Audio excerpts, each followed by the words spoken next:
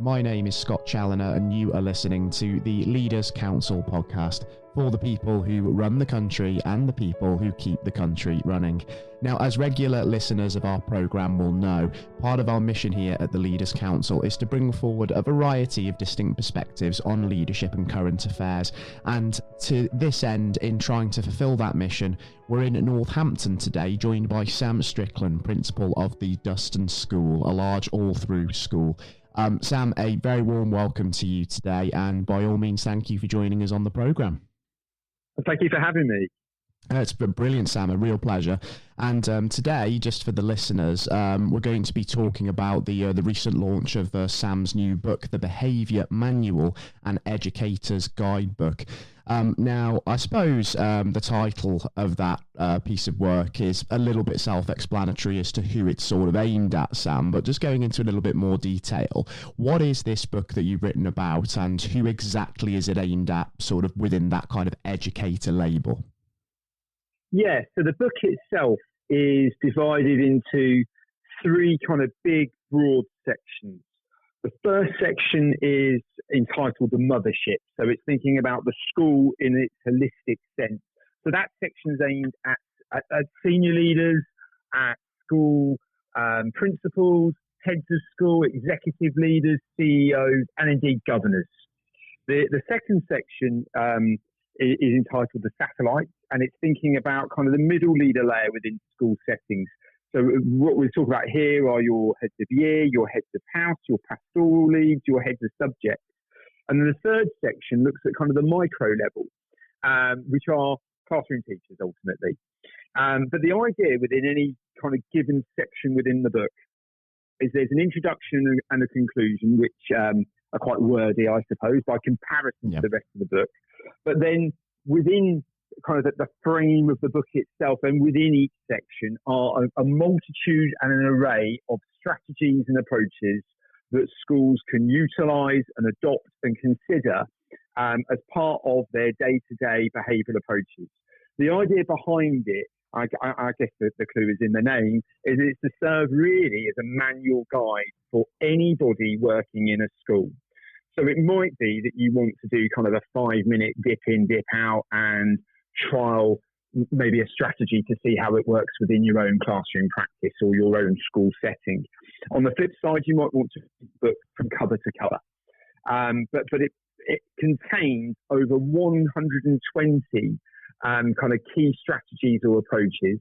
Every strategy or approach has its own spread of 2 to 3 pages of information. So in terms of how that's laid out and set out, there is an explanation as to what the approach is, a series of kind of simple but straightforward instructions about how you can make it work, an advice kind of section of key things to positively consider, and a few warnings of pitfalls you might fall into. So it's very much intended to be a Bible guide to behaviour and to securing a really positive culture, both in a broad, holistic mothership school sense, but also in that classroom setting as well. Yeah, certainly sounds straightforward from my perspective. And I suppose the key thing about it as well is the fact that you can sort of easily digest this piece of work. So as you've said there, clearly, you don't have to read it from cover to cover. It is something you can drop into, take one or two things out of, and then obviously go and implement them any way you like. Yeah, absolutely. And obviously, without kind of giving too much away, are there any examples of some kind of, key lessons that school leaders can take away from the book? Obviously, without sort of reeling off too much, because we don't want to dissuade people from going and actually reading it. Yeah, indeed. So if I go with the mothership section, which is obviously aimed at senior leaders, I mean, one of the first things within the book that we reference is the importance of your strategic improvement, school improvement planning. So really considering really carefully just what is it that you actually want for your school and the why, and what do you want the role of your senior leaders to be? Because it's easy to kind of miss that when you're thinking about behaviour in schools. The natural kind of go-to is maybe a series of rules, a behaviour policy, which ultimately is just words on a page. And sometimes we kind of miss the deeper thinking that underpins the systems, the approaches, the routines, the narration, the explanation of why we need to behave in this manner, why we need to have the systems that we have, and how we train staff to ensure that they are not just confident, but also highly successful in actually implementing the systems that you want to have in place. Yeah, again, certainly makes sense from my point of view. Now, we've obviously established the meaning behind the book, what it's intended to be, of course, but what kind of motivated you to put a manual like this together? What was the need, if you will, that kind of underpins the fact that you've wrote this? Yeah, I mean, this is the third book I've written, and in many regards, hindsight's a wonderful thing, isn't it? But actually, this is probably the book I should have written first. It's an area that I'm hugely passionate about. The school that I serve as the principal for is a behaviour hub lead school. So we work nationally with the Department for Education in supporting other schools in behaviour. So it's an area that, without trying to kind of sound arrogant, I've got a lot of expertise in. I've got a huge passion and a drive for, because I really do fundamentally believe that if you can secure a positive culture in our school settings and really strong approaches to behaviour, then teachers can teach and children can learn, and actually everybody becomes far more successful. Whether you are the teacher in terms of your teaching capacity and ability, or whether you're a pupil in terms of actually ultimately, when it comes to it, outcomes, but also your welfare, your well-being and your happiness at school. So kind of the motivation behind it was to try and share my own expertise, my own experience of several decades within the profession. I've tried to weave research into the book as well, but giving it a real practical edge. And I wanted to produce something ultimately that people, I appreciate this is kind of mirroring one of the previous answers I've given you, but a book that people could pick up and put down quite easily, quite readily, and trial things to see how they work within their own setting at speed. I think about the life of anybody within this profession. We don't have lots of time. So the book is deliberately aimed at a profession that hasn't got time as a luxury for us to really consider kind of how we move things forward. So I'm hoping that this supports people who are already incredibly busy within the profession. Yeah, absolutely. And it just shows, doesn't it, that, you know, how behaviour and managing behaviour within educational settings has changed over the years, because I'm 28 years old myself, so I was predominantly in school during the sort of 90s and early 2000s, and it seemed very much that behaviour was dictated by, these are the rules, you follow them, and if you don't follow them, you will be punished for it. It's indicative, isn't it, the way we manage behaviour, the way we view behaviour, and the way that we sort of lead those processes, that's changing, isn't it? And it's been changing for some time now. Yeah, I would absolutely agree. I think about the kind of span of my own career and the changes that I've seen with kind of the transition into social media, the explosion of the internet. That's brought an array of challenges. Safeguarding in its own right, and certainly with the pandemic, that's changed. It was always there as an issue for schools to have to contend with, but I think safeguarding has absolutely exploded since we've kind of come back, for want of a better phrase.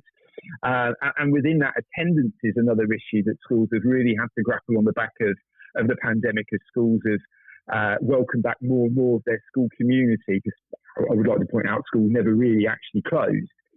But there's the societal challenges. Society has changed and evolved, certainly over the last few decades. And within that, the weight of expectation of what the remit of a school actually is. I think that has fundamentally changed over the years, from one of education in a traditional sense of, you know, your academic subjects, your program of delivery, to wider, broader societal issues that we've got to take into account and be able to address. And as much as we're trying to educate pupils, there is a kind of a subliminal message maybe in some regards of how we have to also educate parents as well. Not all, but some. So yeah, the role and remit of a school has hugely changed. And I think the challenges in and around behaviour certainly have changed it in, you know, it's certainly in mixed comprehensive schools. Yeah, certainly. And given that that transition is taking place, I suppose that sort of justifies the need for kind of a manual like this, let's say, to help with that. But do you think it's also indicative of the fact that, this has been happening? There's a whole load of new expectations being thrust upon schools over the years, and maybe leaders within the profession haven't necessarily had the guidance from above that they've needed during that transition. They've been kind of left to fend for themselves quite a lot. Yeah, if I think back to my own career, I've had actually over the years very little direct training in and around behaviour. If I can, cast back to my teacher training, there were 2 half-hour workshops about how to manage a class. One was on the range and use of your voice, and the other one was on basically the use of your hands, having your palms down and raising your eyebrow to show kind of displeasure. That doesn't really, even several decades ago, doesn't really set you up, to be confident to deal with behaviour in a classroom setting. And then I think throughout my career, most of my learning has taken place on the job, shadowing people, working with more experienced people within the profession, which is a fantastic form of professional development, and I wouldn't want to negate that. But the level of actual input in terms of courses in and around behaviour has been really, really limited. And there's certainly, again, I think through the course of my time in the profession, many of the wider nationally recognised professional qualifications that I've engaged with in the past have peddled the view that good planning leads to good behaviour. And that I would refute. I don't think that is necessarily true. You need the preconditions and the systems and routines of good behaviour in place to allow good teaching to actually flourish. Again, makes sense from my perspective, and I can certainly see where you're coming from there, Sam. And do you think as well that we need to see more training in this area over the course of the next few years for teachers, since it's an area that maybe hasn't necessarily been given the emphasis that it deserves? Yeah, absolutely. I mean, if you look at sort of teacher retention within the profession and the exodus of teachers from the profession, and people really only sort of lasting 3 to 5 years. There was a big exodus of people in that sort of first phase of their time within teaching. Behaviour is often cited, and school culture, as a key reason why people not just leave schools, but leave the profession as a whole. So I think there is more and more that needs to be done, and I don't think it's any real accident that the Department for Education have pushed the Behaviour Hub agenda nationally, and try and support senior leadership teams that want to be part of this particular scheme, to really consider their school culture, behaviour, the systems that are in place. And I think we always need to reverse engineer some of the thinking that's taken place within the profession, because so much of our focus has been on teaching, as in the training that goes into the delivery, but we've actually forgotten in some regards the importance of behaviour, of systems, of routines, of school culture, which actually allows the teaching to happen. Yeah, and it's going to be important, this, for kind of retention of new teachers. You mentioned there there was sort of an exodus in that kind of first phase, and we're in a point in time now where it's a challenging environment for recruitment in a lot of industries, and I suppose with education as well, it rings true across most sectors that we're seeing the expectations of prospective employees, and in this case teachers, they're changing, aren't they? They're very much more aware of what are your well-being policies, what is your school culture, are you being sort of CSR responsible, what's this, that and the other. They're much more inquisitive, aren't they? So these things are very, very important to new teachers, and this just emphasises the importance of addressing them, doesn't it? Because retention is going to be massive. Yeah, and I think all schools should really consider what their recruitment package looks like. And by that, I think we need to get away from some of the, I'm going to be a bit flippant here, but some of the kind of historical dinosaur thinking around, we have a book reading club and staff play football on a Friday after school, and there's a yoga club, to actually more deeper, more meaningful approaches to workload, be it around marking, collaborative planning, the school culture, the attitude and approach to behaviour.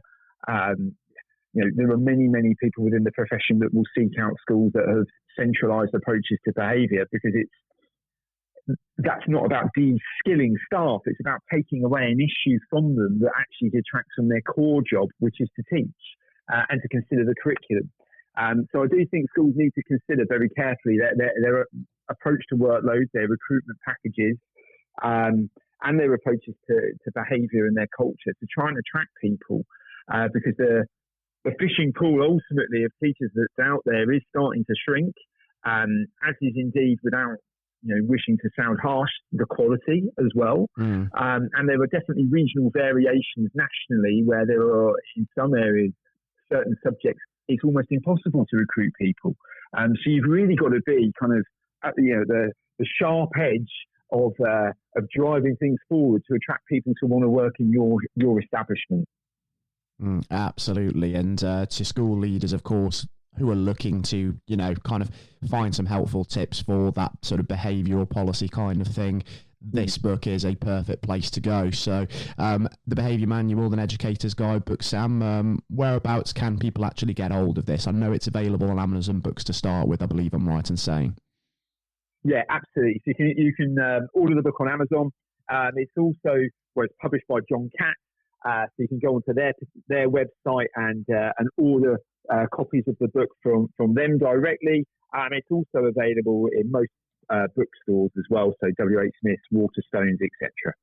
Yeah, fantastic. So very, very easily accessible. And obviously it was published, I believe, last month, wasn't it, Sam, in May? So that's right. Obviously looking ahead to maybe this time next May, a year in, what sort of impact are you hoping that this work has in, improving things for people within the industry? My kind of pipe dream, I guess, is that this book will be referred to by teacher training providers, by the ECF framework, by certainly some of the NPQs, the NPQ in behaviour, and hopefully it will be used by school leadership teams. I hope ultimately it positively helps people from every layer, every level within schools to improve behaviour in their own schools and to be more confident with behaviour, and gives reassurance, but also maybe some new strategies that haven't been considered that people can actually employ in their own setting, and that it makes a positive difference. Exactly. And even if it does that for, say, 1, 2, 3 teachers and not mass numbers, I mean, it's been worth it, hasn't it, to allow that difference to be made. Absolutely. Even to them. Exactly. No, absolutely fantastic, and let's certainly hope, Sam, that it does make the difference, and of course do as well as you're hoping there. And I'd certainly love to sort of reassess this actually a year down the line and just see what kind of feedback's been received on it and how well it's been sort of taken in by the profession. Exactly. Until then, thank you ever so much for joining us on the podcast once again. It's been a real pleasure having you with us, and like I say, wish you all the luck with sort of the rollout of the book, and hope it's well received in the profession. And by all means as well, Sam, do take care and stay safe with all that's still going on in the world as well. Thank you, and to you. Thank you ever so much. It's been a real pleasure and privilege to be on today. Thank you. It's been fantastic. It was indeed a real pleasure for us to welcome Sam Strickland, Principal at the Duston School, back onto the Leaders Council podcast. And just to remind you, again, do look on the Amazon website if you are interested in the book, because it contains a very helpful description of what can be found on the inside there. And to all listening in as well, if you do sort of run your own school, you're the head of an organisation or the head of a business, and you do have your own story you feel to share with us here at the Leaders Council, then of course we would like to hear from you. So do apply to be on the programme yourself via leaderscouncil.co.uk/apply if you would like to share that story with us. In the meantime, I've been your host, Scott Challoner, on today's podcast with Sam Strickland from the Duston School. And until next time, to all of our listeners, please take care and goodbye.